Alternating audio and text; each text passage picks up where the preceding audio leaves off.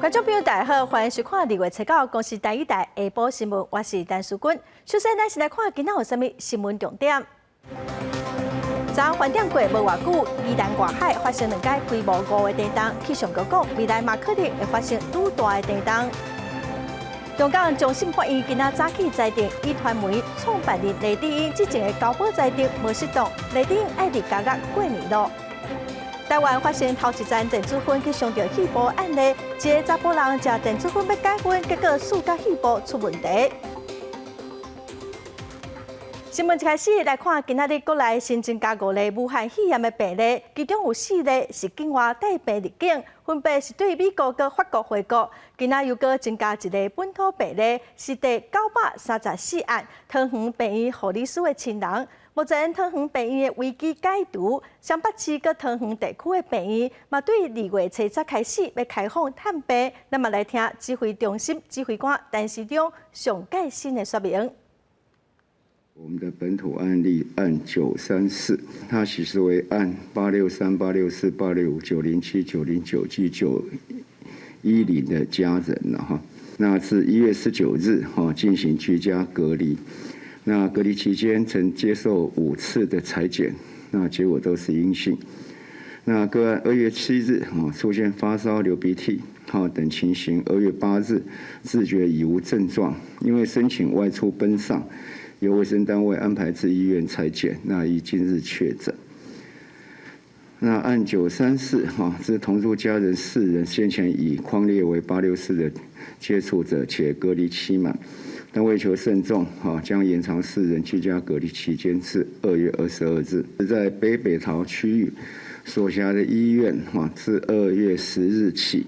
回归现行的陪探病的机制，就是那个陪病者1人，那探病的，应该是每天1个时段，那至多2名访客为原则。疫情指挥中心宣布，国内上紧后个月到 AZ 阿斯特捷利康的疫苗通知，也毋过南非政府最近嘛因为这款疫苗对南非变种病毒的效果无介好，已经先暂停注射。咱国的专家是认为，咱国先提供65岁以下医护人员来注，应该有60%医护人员会使有保护力。台湾上近3月就会当注新冠疫苗，药政指挥中心证实，台湾透过新冠疫苗全球处置机制 COVAX 头一批将得到 AZ 大约20万剂的疫苗，不过同款也是注 AZ 疫苗的南非政府顶日宣布，考虑这支疫苗对南非变种病毒保护效果有限，所以决定停止注射。对此，咱国专家推测，应该是 AZ 疫苗是以腺病毒作为载体，地区抗体被中和，尤其是另类腺病毒流行率高的非洲、亚洲甲东南亚国家，主要观察后续疫苗效果。如果这个人体内已经有抗体，他就不能进细胞，所以整个疫苗就会失效。这就是为什么腺病毒载体疫苗打第2剂的时候常打不出效果的原因。黄立明表示 ，AZ 疫苗采用的新型的腺病毒，理论上是真少人感染过，而且第一批疫苗里外优先予65岁以下医护人员注，应该也是有保护力。如果打在65岁以下的医务人员身上，他可能应该有接近60%的人会得到保护力。那这样子的话呢，还是会有一些帮助。总是比没有打疫苗好。黄立明提示，波涛关注有原有感染源不明的情况，加上农历春节期间有未少台商甲住伫海外人士回来，民众团聚甲出去佚佗的机会增加，也是爱会记得定洗手、挂喙罨，尽量避免到人伤济的公共场所。记者综合报道。桃园病院关注感染后虽然危机解除，也毋过为了社区安全，桃园病院嘛专工设防疫门诊哦。病人若是有呼吸道相关的症头，医师会使决定看敢需要采检。另外，桃园的医师人员会使先注疫苗，第20之前会先将名单提供给卫生福利部。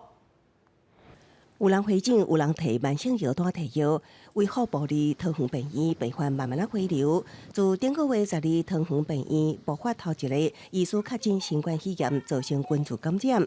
累计20人确诊。一直到青年计划完成了后，原本冷清清的桃医门诊领药区人也变多啊。我是觉得说，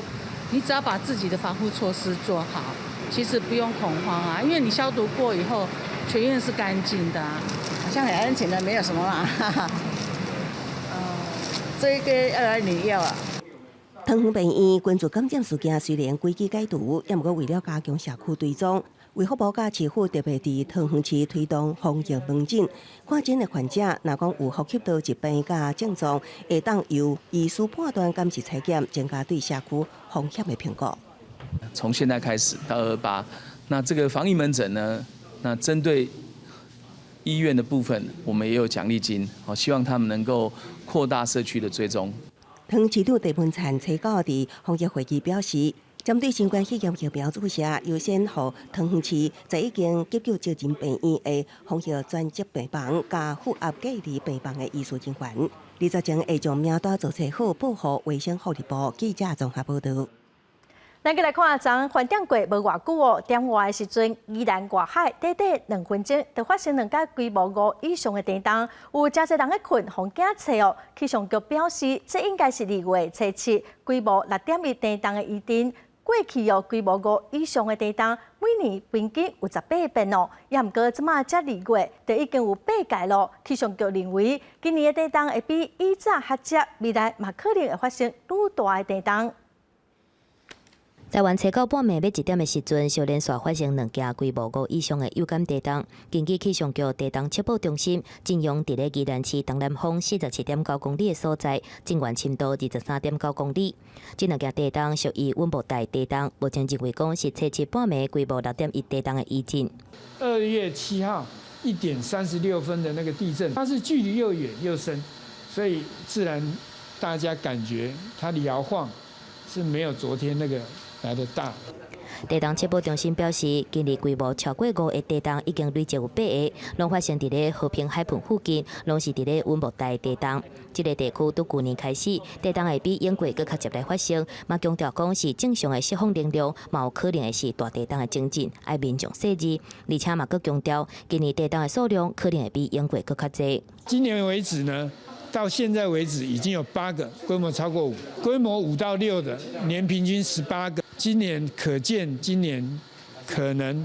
在地震会比往年要更频繁。若是过年的气候变化，中央气象局表示，从初8透早开始，转做偏东北风，这礼拜温度会降低，尤其是北部甲东北部地区。今年过年天气的趋势是先落雨，后壁才会稳定。小年夜到除夕，尤其是小年夜的晚上到除夕的清晨，这一波降雨会比较明显，大家要留意对流通过的时候，会有一些瞬间大雨、雷击或强阵风的现象。气象局表示，过年期间全台湾的天气会呈现3阶段的转变，从微落暝前一天到微落暝再起，受到锋面通过影响，各地天气是不稳定，较会落阵雨。若是到微落暝下晡，锋面通过了后，中南部甲外岛地区的天气恢复稳定，转做多云。若是初1到初5，受到东北季风的影响，落雨的区域是以经方面的北部甲东半部为主。记者综合报道。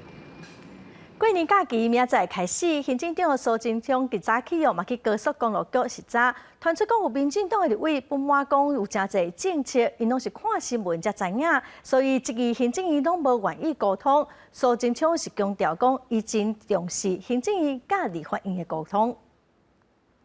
我非常感谢立法院给我们很大力的支持。那我们行政院非常重视行政立法的沟通，过去也努力在做。如果觉得还有什么地方不足，我们应该要赶快来多改进、多沟通。基于保护2300万国人的安全，当然一定要有相关的作为。不过，我们随着疫情的变化，我们也都能够随时检讨调整。另外，针对监察院认为政府在疫情的期间限制中国籍子女小民来台湾，并无合理哦，要求行政院爱检讨改进。苏贞昌表示，过去的这段时间，政府拢有对疫情的变化来做检讨甲调整哦，嘛尽量要做到完满。另外，中共董事长赵少康宣布要选2024年的总统大选，苏贞昌是讲哦，台湾民主开放，选举是个人的权利，伊无愿意评论。再来看每一年的过年哦，花莲的车流量拢增加真侪。为了避免塞车，花莲的警方今年专工伫市区5个主要的道路来实施分流管制，包括伫火车头载人客、送人客哦，拢爱使用分流的专用道，所以提醒民众就爱特别注意。虽然离农历春节还阁2天，不过花莲的街路已经4个拢交车，尤其是入去市区黄金的路段，平均的时速较无10公里，违规停车的状况真侪，警方无用伫处理。每年都差不多啊，都差不多。市区会塞啊，过年不是这条路都是车吗？为了有效疏解塞车情形，花莲警方伫台九线新生桥路口，还有府前路、中美路口，还有市区的中正路、和平路、中庸路、中山路、林森路这些所在实施分流管制，几个路口拢禁止倒弯，路口前50公尺拢有告示。车潮跟人潮还有号志多，会造成行车的速度缓慢，造成回堵。因此啊，我们在市区金三角的部分啊，也会摆交通锥跟拉伸缩杆禁止车辆左转。包括花莲火车站前实施送客甲载客专用道，才就安尼做，避免塞车。不过民众看法差真济，还是要绕1000哦，这一点就不方便了。本来停车就那么少了啊，对不对？然后这又不给他停，不方便了。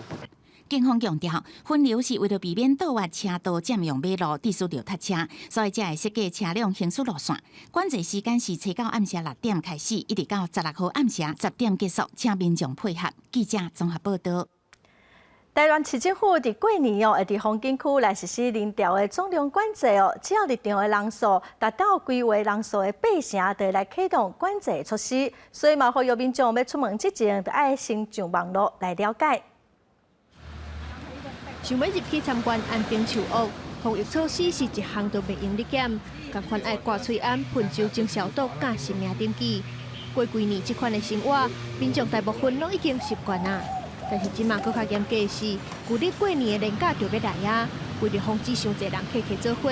台南古迹区甲关旅局所管的6个景点，拢会做人数的总量管制。亲像安平树屋，限制伫咧700人以下，控制在700人以内。那如果有超过这个人数的话，我们在门口就会先暂停游客入场。售票当然有售票的出入口。第二是没有售票的景点、开放的景点的话，我们会有人在那边举牌，要求说里面的人已经满多了，就请大家往里进去。台南属于开放式的风景区当中，伫原比荷兰村入场的管制人数是8100人，葫芦比自然公园1600人。也若是封闭型的园区，乡村滨海游客区入场的人数是管制伫咧3330人，虎头比风景区3000人。入场的人数达到管制标准的8成时阵，就会启动管制措施。人数若已经紧绷，就等甲一个人出去，再放一个人入园的方式来管制。文化局的官网上有所谓的即时的人流的一个管制状况，那会半个小时就会更新一次，让民众要来之前能够了解目前园区里面人流的一个状况。每一个景点自开门到关门为止，每半点钟拢会有上新的人数统计。台南市府呼吁民众出入佚佗进前，会当先去台南旅游网，也是台南市文化局的网站查看景点的人数是有偌济，才会当互民众出入佚佗是算甲欢喜嘛，算甲安心。记者综合报道。再来看总统蔡英文今仔早起伫总统府召开国安高层会议，针对区域安全的局势，阁有疫情的发展，甲各部门来讨论。总统强调讲，目前台美关系共款稳定。针对美国的军机、军舰最近执行自由航行任务，就是因为印太地区的安全受到挑战，美国所展现的态度。台海的和平稳定已经从两岸关系的范畴提升到印太区域，甚至是全球的焦点。我们和相关国家保持密切的联系。过去1年多来，对岸的军机、军舰在台湾周边海空域的频繁活动，甚至侵扰我们的防空识别区，这些动作都不利于印太地区的和平稳定的现状。面对变动中的区域的局势，我们会持续的提升自身的防卫力量。面对中共的军机伫来搅了台海，蔡总统嘛讲，台湾面对压力绝对袂屈服，中国对台湾的恐吓嘛袂有好处，嘛毋望讲伫疫情结束了，双方会使恢复交流。另外，外界正关心疫苗的进度，总统嘛表示，目前一方面用买的，一方面咱国内敢家己研发咯。目前已经确定买着疫苗注射的顺序，嘛是长的规划。再来看中国制造的商品，常常有资讯安全的疑虑。有民众投诉讲厝内的扫涂卡机器人，嘛甲一寡资讯亲像传到中国的网络顶头。治安专家就讲生活用品的软体可能会有治安的空隙。台湾执政党嘛呼吁政府，讲资讯安全甲国家安全同款重要，应该赶紧定出相关的制度。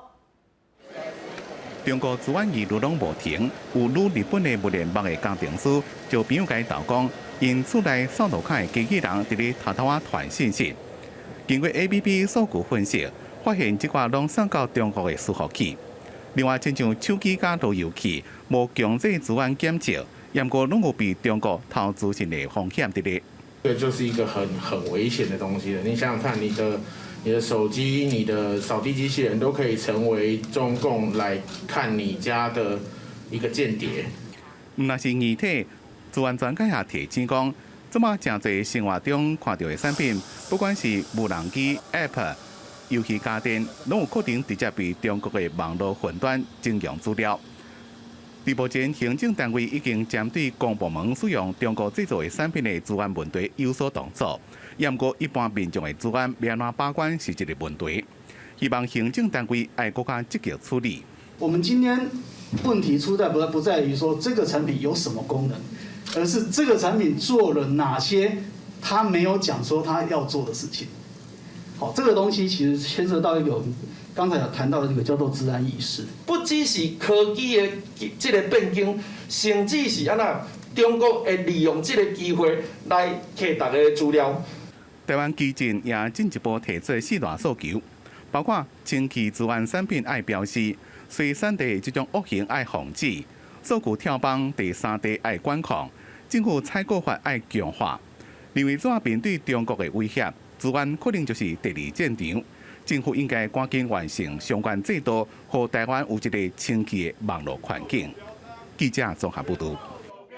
针对武汉肺炎爆发以来，留伫中国一寡特殊身份的人，亲像是小明、小红监察院早起开记者会指出，去年的6月29开放外籍人士佮移工的子女会使申请来台湾，也毋过一直到7月16才答应予小明、小红会使入境这是有差别待遇，效率是嘛无够。行政院卫生福利部、佮陆委会、内政部、教育部，确实拢需要检讨改进。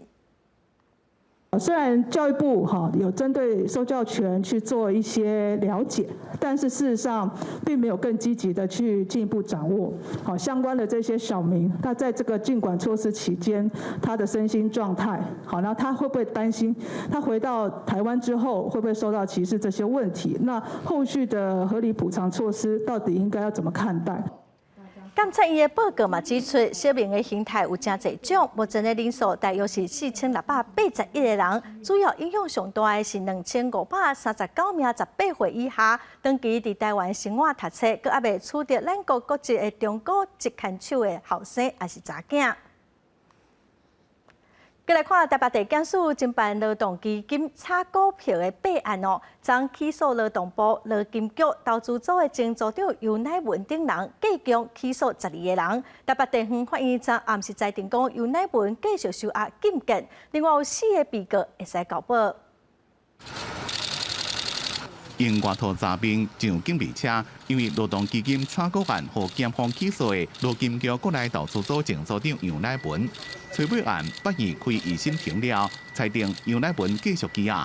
共案的另外4名被告是交保，不过限制大沽出境出海。可以回家过年了，有什么话想说吗？在旧历过年进前，检方甲专案侦结起诉杨乃文、保家资产的执行长董楚烈、投资主管区员。豪华、统一一个群益等投资高层等12人，检方批评杨乃文担任劳金局主管重要职务，无保持青年操守，动无私人利益。尤姓被告位居劳动基金运用局之要职，对内霸凌下属，对外仗势滥权，且饭后仍多方誓词狡辩，请予从重量刑。这件劳动基金弊案由保家资产的区路员伫中牵线，伫咧台北市一间私人餐厅宴请杨乃文、合法投信投资长邱明强、投资副总刘建贤等人，这顿开6班由保家出。结束了，杨乃文就开始涉嫌强势指示合法统一军役等基金代筹款项，自1809年8月开始，利用劳动基金进场，关价买入原牌股票。和保家资产交换投资，会当将手内股票卖掉换现金，迄日4.5亿，验过算造成劳动基金亏损上千万。唐姓及邱姓被告为投资公司之高阶经理人及管理人，竟妄图借由不法手段谋取私人利益，法治观念甚为薄弱，均请从重量刑。劳动部伫咧去年9月接到检举。杨乃文的部下伫咧介绍销的时阵买原牌股票，颠倒互杨乃文骂，也个违反规定，亲自向基金业者下单，互劳动基金亏损。即马杨乃文因为不法作为被起诉，验过伊也个有9000多万的不明存款，也个当作相关的款项，明明知影杨乃文违反契约，为什么又愿互伊直接下单买股？检方也怪查。劳动部伫咧吹背讲，已经甲杨乃文记2大股免职。过年后会电话劳金局局长蔡宏清，目前由处长林三桂暂代。记者综合报道。国际新闻来看，以传媒创办人雷智英，去年12月份因为违反香港版的国安法，封掠机关，过程中捌交保，也毋过后来又搁变卦。香港终审法院今仔早起裁定，高院的法官之前批准会使交保的决定并无适当，所以雷智英搁爱继续关押，无法度转去处理过年咯。集团媒的创办人雷智英伫咧天告人员的陪伴之下，行出还人车。香港终审法院伫咧初九早起10点，对雷智英迄阵保释案件最后裁定律政司上诉有理胜诉。高等法院原本批准保释不当，雷智英需要继续封关。法院外口有声援雷智英的民众，家己做幸福即地犯的扛棒，还有人手提抗议的标语，电管写讲言论无罪，打压课体，大声喊讲爱甲雷智英放出来。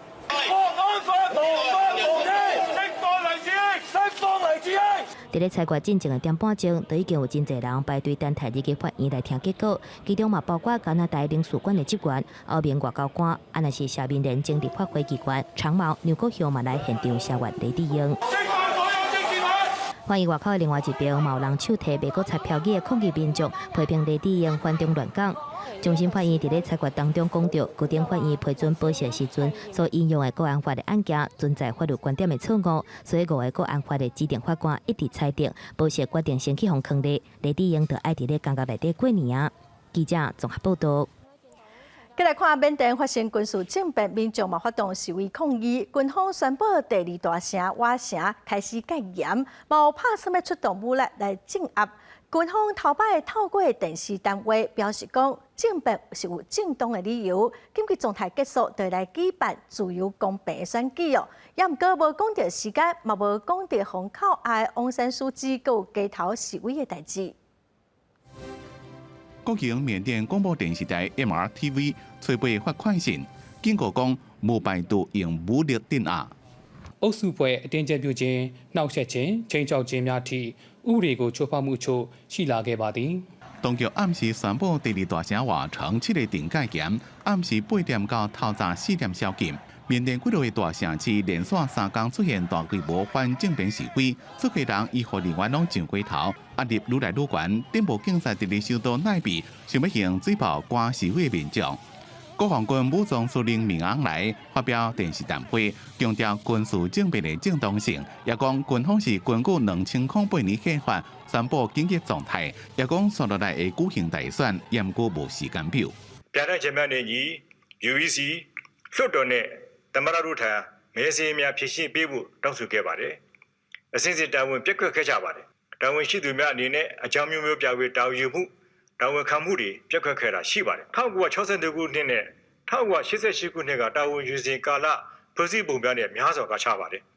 假如没来没抢到将苗抢到， 20波ကာလမှာဒါကိုယူရထားခြင်းဖြစ်ပါတယ်။ 另外来20分钟的电视单配拢无讲到民选政府实际的领导人翁山书记，也无讲到反对这场军事政变所引起的街头抗争。公司新闻吴文玲报道。美国联邦众议员莱特因为为着武汉肺炎过身咯，伊是头一位因为疫情过身的现任议员。目前全球已经有超过1亿个人有注疫苗咯，前3名分别是美国、中国、跟英国，也毋过全世界哦，各有130个国家，搁还未开始注。美国众议员莱特办公室特别表示，顶个月21确诊新冠病毒并接受治疗莱特已经伫初七过身，才67岁。过身的时阵，伊的边仔有伊的家后苏珊陪伴。莱特甲苏珊拢互人诊断有感染，同齐带入去这间病院。莱特也是美国头一个染疫死亡的现任国会议员。德州出世的莱特生前积极挺台湾，马协会批评世卫组织排除台湾，也公开支持美国对台军售双边协签 FTA。美国总统拜登初八用视讯的方式参观亚利桑那州的一位疫苗注射中心，向工作人员表达感谢，也表示有希望做到100天内，互1亿人拢会当住。美国国家过敏甲传染病研究院长佛奇表示，大家上好注2剂疫苗，连续拖到第2剂才注，恐怕会增加潜在危险变种病毒的数量。伊并表示，要防范新冠病毒疫情，也甲变种病毒的出现，都是爱为更较侪人来注射。As of February 7th, 699 variant cases have been confirmed across 34 states, with 690 of these cases being the B.1.1.7 variant, the variant first reported in the UK. 根据科学家研究的数据，全世界已经有超过1亿人注过疫苗。目前注射人数上介侪是美国，至少注过第1剂有3158万人，中国第23120万人，英国第3是1201万人。就人口比例来看，阿拉伯联合大公国已经有41%的人口至少注过第1剂，以色列是40%，英国是18%，美国是9%。顶礼拜，世界卫生组织秘书长谭德赛表示，目前有差不多130个国家完全无注过疫苗。公司新闻吴文玲编译。电动车的制造商特斯拉宣布讲，已经开15亿美金，代表421亿左右为比特币哦。嘛讲希望伫短期内底会使互比特币来乘做合法的付款的方式，会使用来买因的产品哦。这个消息发布了，比特币的交易量是大大增加，继续嘛创历史的新高。比特币的计数持续创悬，过去24点钟交易起价幅度差不多2成，计数要成破4.7万美金。一粒比特币爱130万台票，将比特币杀向历史新高点的主要的人，就是电动车大厂特斯拉。根据特斯拉向美国证交会所附的这个文件显示讲，董事会已经要持达15亿美金的比特币，相当是代票421亿。大笔买比特币的目的呢，是要让持有的资产组合更加多元，使得现金的部位报酬率会当赚较济。同时，特斯拉也要开创先锋，让顾客来支付比特币。But if Tesla's going to price cars and say this car costs a Bitcoin or 2 Bitcoins or 2.5 or whatever,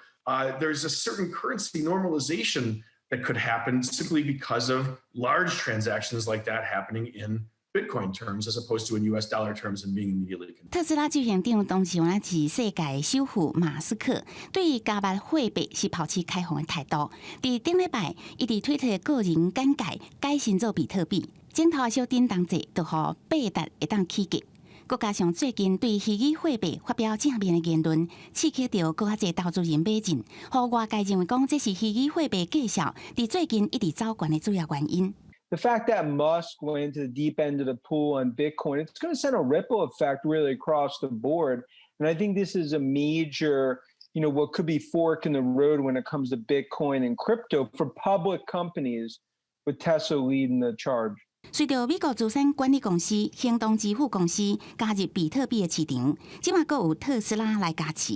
会当互虚拟货币的接受度阁较悬。毋过虚拟货币风险悬、波动性阁大，即个特性，也互袂少投资人烦恼讲，这可能会使得特斯拉的财务报告增加阁较侪无确定性。公司新闻王碧文编译。再来看咱国内的消息咯。新北市三重埔卫生所一名姓肖的护理长，伫几当前为着要提关注流感疫苗的性质，涉嫌甲卫生所2个护理师来斗空美化数字，嘛甲上万剂无注料的疫苗弹掉。地检署起诉这3个护理人员，嘛建议法官判因重刑。伫三重埔卫生所有真侪民众排队买注流感预防剂，不过几多年前，才有一位姓肖的护理长，为了要抢关注流感预防剂的绩效，涉嫌甲2位姓林的护理师合谋，铺报不实的注射的数字，同时甲无注的疫苗偷偷销毁。检方直日找到证据，起诉护理长等3个人。3人分别涉犯行使公务员登载不实的公文书罪嫌，另外他们将疫苗销毁的部分细犯毁损公务员职务上掌管物品罪嫌。代志发生的经过是，迄当阵有监察委员发现，疾管署所登录的预防剂药剂，甲各地方政府所注的数量有差，无名册通查。其中三重埔卫生所差上多。监察通过纠正新北市政府三重埔卫生所甲疾管署。伫这马检方调查也发现，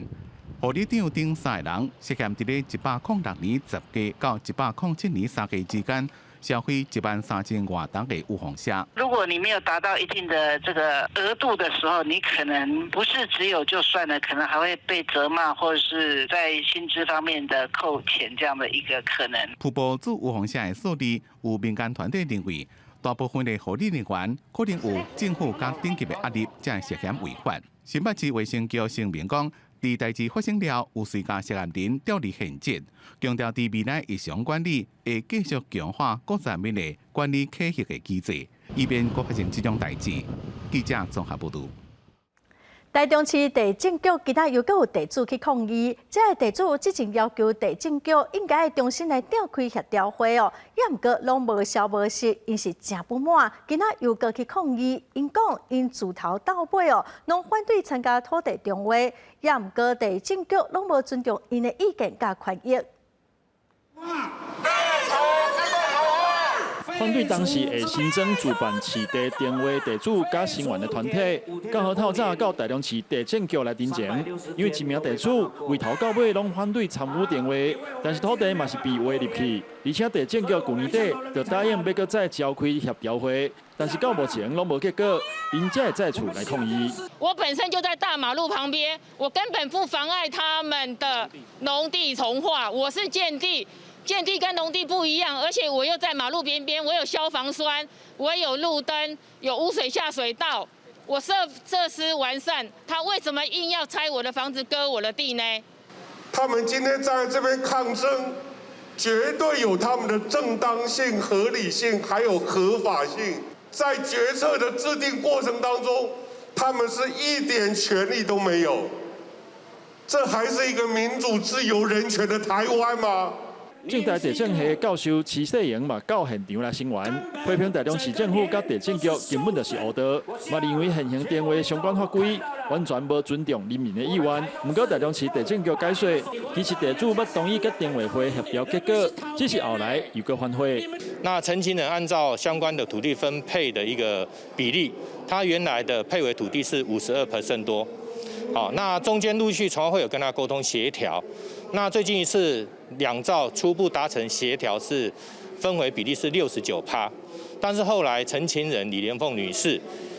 又主张不同意这样的一个协调结果。台中市地政局表示，这块土地原属于温室与用地，2007年改编了后变更做公设用地。地主是伫咧2009年透过发牌摕到土地，不过该定位区要完整完成开发，土地才会变做住地用地。目前定委会已经寻求司法管道来解决定位争议，若是地主有疑虑，地政局会搁再协助双方进行调解。记者台中综合报道。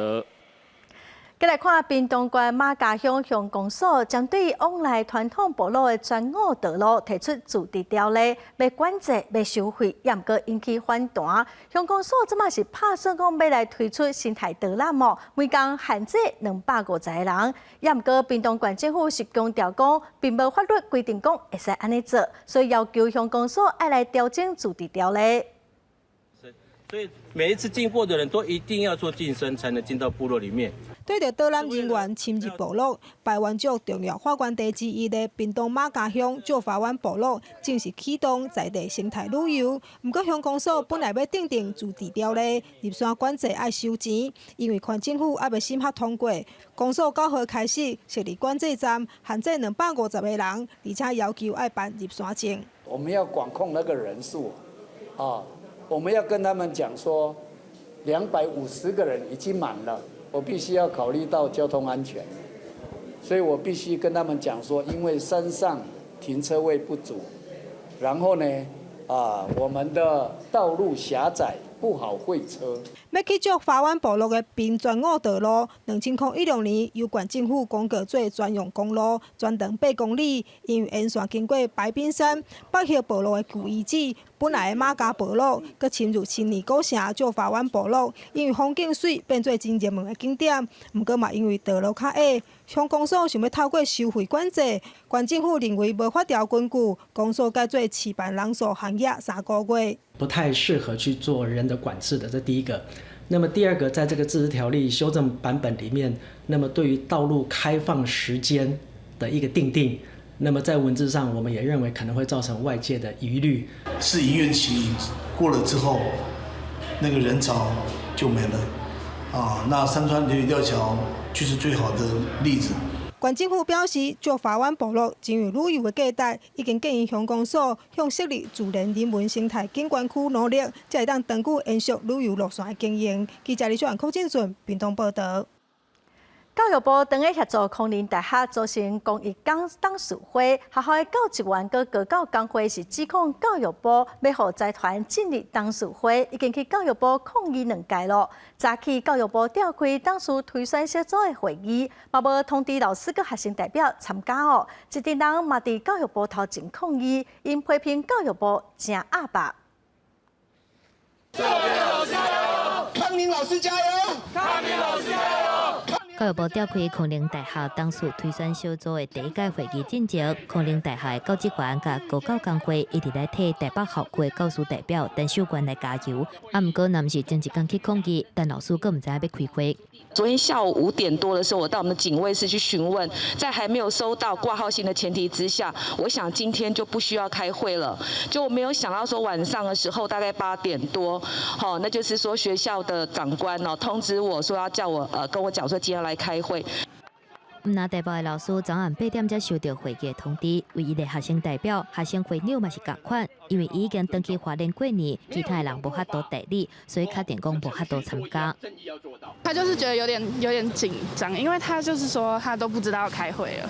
高教工会指出，推选小组9位成员内底，其中2个工会代表，毋是上侪空灵教职员加入的高教工会，佮加上教职员甲学生，若想超过100互因来开这个会，空灵3400学生，还有200教职员的意见，是要安怎去互听到？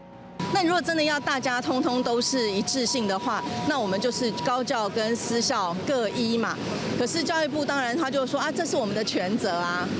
批评教育部就连基本的定数证据拢做袂到，硬要通过替财团以及空灵来定做的推选办法。老师了嘛伫咧教育部外口的人行道来竞走，希望讲要进行任何实质的讨论，会当决议过年了后才过来开会。记者综合报道。为了抢救海草大，环保团体发起公投，第2阶段的人数至少爱35万份，目前只有56000多份哦，佮剩无到20天。也毋过，环保团体是讲因乐观面对，嘛一定袂放弃。中油第3天然气接收站来了，藻礁上的生物们死的死，伤的伤。来到行政院，有时抗议，有时演出行动剧，抢救大潭海草大的行动依然继续进行。环保团体高达已经举行123场记者会。海草大生态珍贵，拥有开发物质，替后代子孙留下净土。无变的主诉求，环保甲民间团体希望这届会当透过公投，搁一届创造环境运动的记录。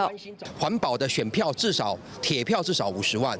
我认为那个潜在的支持者高达数百万，我们如何在最后20天把它激发出来，是我们要努力的。环保团体提出တင်愛海草大公道，雖然順利進入第2階段人數，但啟動1個月尾，目標要募集到35萬份人數數，到達才56000多份，離期限剩無到20天。公道發起人潘忠正相信，最後階段才是關鍵期，但馬承認，若真正失敗，無法度來公道抗爭未停止。即使今天沒有成功，我們認為2年後我們還可以再來一次。即使他們把工程都做好了，我們還是要他遷離，所以我們永不放棄。潘忠正指出，一開始一工點有幾十份，到今已經有幾千份，但所剩的時間無濟，平均一工要衝1萬多份，有可能達標嗎？雖然款團真樂觀，不過若這屆失敗，要重新過來，要等到112年才會當公道。記者林曾志成台北報道。有一寡民眾準食電子烟對身體傷害較少哦，也嘛有人講用電子烟要來解烟，有一款上懷民眾就要特別注意哦。醫生表示，最近有一個查甫人就是講要食電子烟來解烟，結果卻一直喘，後來是發現講伊得到肺癌，這嘛是台灣頭一個電子烟去傷到肺部案例。一個40歲的男性已經結婚20冬，經過朋友的介紹，最近1年開始使用電子煙來解煙，想袂到卻開始出現腹肚脹、不落屎，而且佫愈來愈喘，肺活量是減少3成。落尾接受電工檢查了後，確認是肺炎。真正造成肺傷害的還沒有一個定論哦，不過他們覺得是裡面有個叫做 THC 的東西，叫做大麻質氫酚的東西。那這個東西它會造成我們的植物油進到我們的肺部沒辦法被吸收，而且是緊緊的連在肺泡上面。醫師表示，大部分的電子煙除了有尼古丁以外，嘛且有7000種的化學成分去互使用在咧電子煙油內底。過去國外真濟研究就發現講，使用有尼古丁的電子煙，唔但會造成致死性的肺炎，也閣有真濟肺部的疾病，嘛會增加心臟欠血，比傳統的抓煙是閣較嚴重。雖然新型煙品推出來時間無長，啊，毋過2018年後面檢測嘛發現電子煙有超過41種的有害還是致癌的物質。2019年的下半年也發生了，就是所謂的電子煙相關肺傷害事件，全美國通報的案例，送醫就診插管重症的，總共有2800多位的一個美國人，然後有68人是死亡。那這些重症、這些插管的，最小的是13歲，抽大概3個月的電子煙。但是死亡的最小的是15歲，抽1年半的電子煙。民間團體表示，衛福部伫咧去年底宣布14年無修改的台灣煙害防治法，修法的方向是對全面禁止改做禁電子煙，啊毋過開放加熱煙，認為政府應該趕緊修法，禁止各種形態新型煙品，若無會互台灣要40年伫咧煙害防治拍拼的成績轉來消失去。記者綜合報道。共享的奧多拜愈來愈普遍，在台北市就有3間業者，攏總有上萬台的共享奧多拜哦。也毋過台北的停車位真惡找，嘛去影響到一般民眾佇機車的停車，而且目前違規停車的問題嘛愈來愈嚴重。手機摕起來就會使來租用機車，這是即馬真方便的共享機車服務。民眾若是有使用機車的需求，找到停佇路邊的共享奧多拜，就會使隨租隨行。即馬台北市總共有3個業者提供這款的服務。根據台北市政府交通局的統計，總共有差不多13000台的共享機車提供民眾使用。但是台北市騎機車的人口本地就多，這個共享機車敢會甲因相搶車位？它有一車多人使用的這個特性，也是希望說民眾可以減少私人運具的使用。那一些停車的需求也可以透過這個一車多人使用的部分可以降低。希望說他們能夠持續去觀察，說車輛不要有集中停放，或者是不要有久停的情形。不過記者是一個訪問業者，是只有一間業者有佇咧甲想一種的車運去其他所在放。其他2間業者是無講到有安尼處理，而且嘛有民眾感覺共享機車是干那吸引無車的人，有車的人是無啥會使用。我覺得如果是有自己的車，就不用這個煩惱了。啊，沒有車的人需要這樣子的服務了。大台北地區真的摩托車真的太多了，摩托車私人摩托車真的太多了。共享這方面，我覺得現在的人還是沒有這方面的一些想法跟概念。政府設共享機車，希望會當取代私人的機車。不過民眾講，經濟狀況也是無法度放棄私人奧多拜的原因。政府要設共享的生活方式，目前恐也是無遐爾簡單。记者郭碧君、张玉水台北报道。台北大稻埕的迪化街今年因为疫情取消年会大街哦，有店家讲生意至少减少2成，有头家嘛讲哦，因为无法度试食，所以这部分的成本就直接优待予人客。要我过年的稻花街看过去人算阁袂少，虽然甲较早人满四山的状况袂当比，不过颠倒有民众感觉安尼设计较轻松。人潮比较少，但是这样子。走起路来比较方便，因为过去拥挤的话都试吃啊，那现在这样子也蛮好的。受到肺炎疫情的影响，市府规定袂使伫车路边啊摆搭，互民众试食。真侪因过山脉的四修啊，嘛改用一包一包装。有卖海产大料的店头就讲，今年的生意甲因过比，大约减2成。为着要让商品较有销，有的店头就调整排列的方式。将人客较会买的物件放入我门口的第一排，嘛有头家降价，希望吸引更较侪人来交关。大部分会买的东西，我就尽量就展示在门市上，让客人看这样子，然后就是解说说这个东西怎样。毕竟老人家有上年纪，他们买过，他们都知道。就是会卖比较便宜一点把那个试吃的价钱优惠给客人降1-20块这样子有的店头嘛配合网络行销，要赚钱，大家拢有撇步。稻花商款嘛表示，即马要挖2到暝，买去有比前一阵仔更较好。嘛希望最后这几天会使冲买去，民众买了欢喜，伊嘛好过年。记者陈雅文、林玉凯台北报道。特别过年咯，屏东东港的花桥市场今年是无往过热闹咯。虽然墟市某一寡防疫措施，爱挂嘴红嘛袂使试食，也毋过人客嘛是无介济，零零清清。是台湾的，这是进口的。花桥市场拢是现捞啊，毋若真鲜，鱼啊、虾啊、甲金啊，啥物海味拢有。毋过真侪档啊，煞等无几个人客来买。今年比去年还差呢，因为我们之前去年快过年的时候生意都还不错，可是今年人跟着很冷清呐。今摆要过年应该人会真多啦，毋过今年即马佫无啥人啦，无人啦，看即马这无人。这个卖沙西米的档啊，拢无人。头家讲，因即马做外送较济。东港的花桥市场有500个摊位，是全台湾上大的鱼产品直销中心。要过年啊，即马采购年货的民众豆啊较济，为着防疫，鱼市场严格要求袂使试食，业者甲人客大家拢爱挂嘴红。花桥市场属于开放市场嘛，无属这个疫情中心，会规范这个8大行类内底。但是咱管理中心严格要求，咱的摊贩本身一定要专程挂这个嘴红，游客方面因为咱无公权力嘛，但是我会尽力来劝导。拜托咱的游客，若是你来到咱市场内，会记将你的口罩挂起来。其实，伫市场内底，游园有游客无挂嘴红，去市场已经公布伫门口大公告提醒。虽望防疫嘛是爱过年，看到人客这么少，有摊贩拍算过年归去来休困。讲疫情严重的，就是拍算就讲卖卖安尼啊。即马一直到过年，花桥市场无休困，毋过对摊商来讲，今年恐惊会真歹过年。记者陈嘉文、赖伟做屏东报道。受到疫情影响哦，今年的过年餐厅的订单是变真少，乡野市啊嘛拢真烦恼讲人潮会减少，所以过年的这段时间，因准备的材料是比以早减少一半。要往年啊，台东市观光夜市到20进前，逐工拢会营业。不过今年受疫情影响，人客量甲往年袂比的，业者排档也是食的较侪。不过人客少，传的材料也比以前减少。像即搭伫咧卖铁板烧的业者就讲，旧年过年也可以传比普通时加4倍量，不过今年即个传比普通时加2倍量。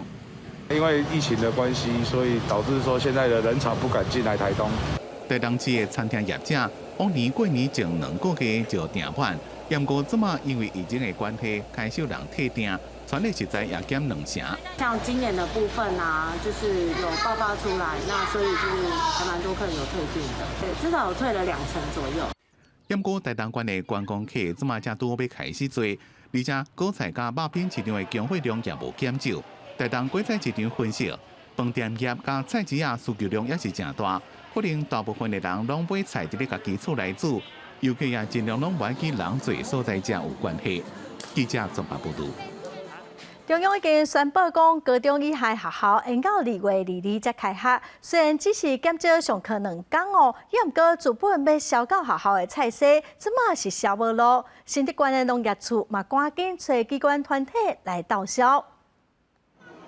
中岛顿的菜色，逐项看起来拢足丰富，学生食甲真欢喜。新竹县总共有120间国中甲国小。营养午餐1礼拜有2摆，是使用在地有机青菜，总量大概7公吨。不过即马因为开学爱办4天，青菜有可能销无路。这因为疫情的关系呢，所以导致我们17到20号的原先计划性生产种植的那个有机蔬菜呢，没办法销售了。即摆受到影响的青菜，原底按算17号开始采收。真侪外在早第顶个月就已经种落去，若是无照时间采收，恐惊会拍乱刷落来种植。农会希望大家做伙来甲农民斗3工，以每公斤80元的价格来促销这一批大概3吨的我们的有机蔬菜，种类总共有10余种，我们采随机搭配也希望我们的各方的那个机关团体能够协助我们农民来共同度过这一难关。农会表示，原本的规划加减受影响，希望大家互相体谅，团结才通好度过疫情的冲击。记者杜君和新竹报道。来看婚姻馆的砖头有真侪旧厝哦，伫东势厝遮本地有一家已经关起真久的柑仔店，社区的职工来遮采油菜，搁再整理哦。这以早囡仔时代为四收的所在，即马又搁变做是因聚会所在，所以大拢真珍惜。这间有古早味的柑仔店，互行过的人拢感觉真雅目。伫婚姻馆东势厝东北社区发展协会，将废弃无得使用的柑仔店重新油漆整修。整理就对啦，伊整理足久的时间，豆整理，豆啊啦，一步一步分。较早就古早，阮是食咧做工课，嘛是一间歇困是一间买。将柑仔店整理了后，加做社区阿公阿嬷的活动中心，长辈会当甲厝边运动开讲博感情。今天天气太寒冷了，所以我们手中长辈的血群要好，所以我们刻意会做一些伸展的运动，让长辈动动手、动动脚，让他的末梢血液循环可以变好，然后可以预防在这么冷的天气里面发生心肌梗塞的几率。东势厝东北社区发展协会所改建东北柑仔店。伫2020年得到建筑奖，对内互时代有所在会当交流感情，对外嘛希望提升东北社区整体服务。带来这个所在民众有无同款的体验？记者综合报道。网络时代实体册店是愈来愈好经营，也毋过屏东县所有愈来愈多独立册店，目前已经有12间，敢若是胜利新村遮就有3间。今年嘛拢得到文化部的奖助，到底这册店的头家是安怎想的？咱嘛做伙来了解。这是屏东的胜利新村，是地方的文创聚落，有经营侪餐厅、艺文展览，也阁有独立册店等等。屏东县大力推动活托，县内即摆有4间独立册店，得到文化部的肯定，争取到1102年度的推动实体册店发展补助。4家独立书店呢，以其优异精湛的这个经营策略跟在地人文的连结，获得文化部的青睐。胜利新村内底有摕到文化部奖助的独立册店，就有3间。也包括作家张晓峰的故厝，甲的永盛5号推出离开手机一个计划，希望民众会当脱离手机的世界，来遮体会生活甲文学。除了手机的讯息之外，还可以稍微注意一下手机以外的世界，让读者更能够亲近了解，说文学就在生活之中。屏东县总共有12间独立册店，屏东市内包括胜利新村内底独立册店就有6间。伫咧内埔、潮州、东港、牡丹、恒春、甲小琉球嘛拢有独立册店。是全台湾独立册店开甲上捌的县市。推动阅读的一个重要据点之外，那么独立书店他们独特的这个选书的策略跟视野，还有在书店里面的这个策展，让民众也能够体验到不同的这样的阅读的风气。在这个网络时代，对经营实体店面的册店是真大的冲击。不过，透过政府大力推动，屏东的独立册店以各种选册经营的策略，吸引民众来遮，亲身体验到册店内底无同的气氛，也通好带动屏东的册店甲阅读的文化。记者综合报道。下晡晡的天气，咱来看各县市详细资料。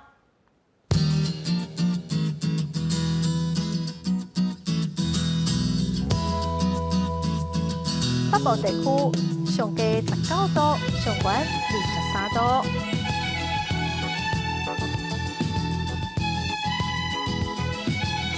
中部地区上低19度，上悬28度。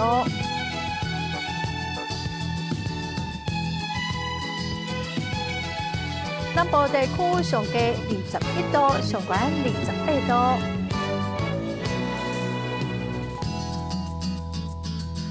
东部地区上低18度，上悬24度。